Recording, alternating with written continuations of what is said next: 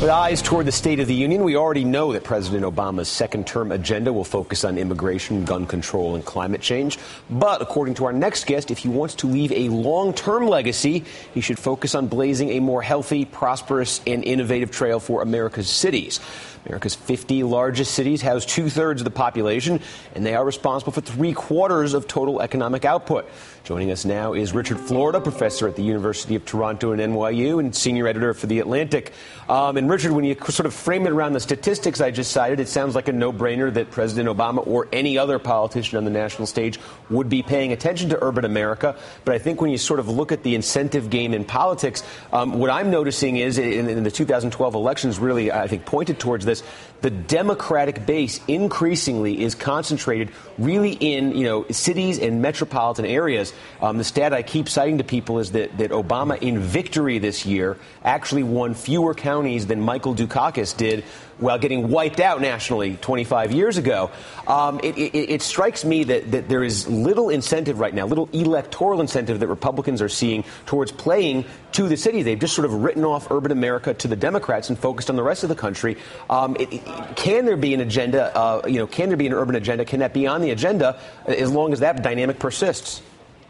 Steve, you're absolutely right. And I'll have a post coming at the Atlantic Cities later this week looking at the role of cities and metros in giving the president his victory and kind of redefining our electorate, creating that new majority for him and the Democrats around cities. But yeah, his big three issues, as you guys were just talking about, gun control, immigration reform, and climate change, those are urban issues. The push for climate change in the United States and around the world has come from cities and mayors.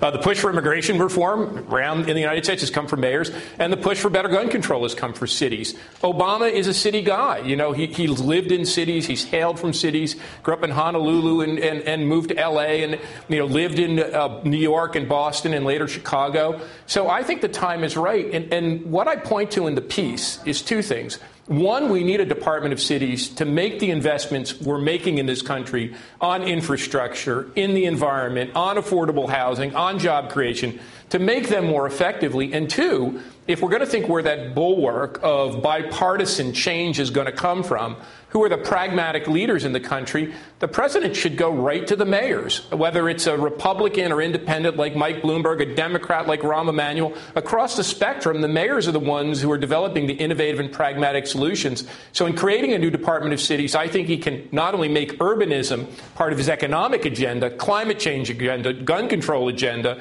immigration reform agenda, he can break the deadlock in Washington by appealing to the people who want positive change. Well, and Richard, dig down a little bit more into the Department of Cities. What exactly would it do? How would it work? Well, my sense is that HUD was great for its time, created in the mid-1960s when cities were emptying out, to really be the bulwark of both urban renewal, so to speak, by renewing those downtown cores and providing affordable public housing. But that mission is no longer what cities are about. Cities are the fulcrum of innovation, economic growth, with density providing better and more affordable housing, and climate change in a more efficient environment. So my sense is it pulls together pieces of the Department of Transportation that are going to make the $2 trillion investment in our infrastructure, pieces of the Department of Environmental Protection. Of course, it folds in all of HUD and other relevant agencies, Department of Commerce, the Economic Development Administration, that are all making investments in not only making better cities and metro areas, but in making those investments more rationally. And I think it could be one of the first places that really gives weight to this notion of we're going to cut to invest. By focusing these kind of pork barrel agendas and making them strategically, we can do more with less and build stronger cities, stronger suburbs, and stronger metros. Well, Richard, poverty has significantly increased over the past 4 years, and it's always been higher in rural areas than in urban areas. Do you worry at all that this new Department of the Cities, this new focus on cities, is going to take away resources from focusing on rural poverty?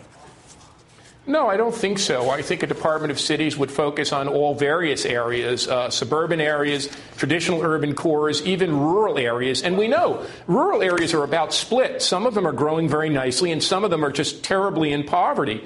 But I really think the poverty agenda in the United States has to be reframed as an economic development agenda. You know, when I look at poverty, I see a tremendous waste of human talent and human capabilities. And I would think to make poverty part of an economic development strategy, investing in people, investing in human capital, and investing in our places across the spectrum, that's what a Department of Cities and Economic Growth would do. All right, Richard Florida, thanks for joining us. Straight ahead, something President Obama will likely not mention in his State of the Union, drones. Teray sets the record straight on his thoughts on the matter next.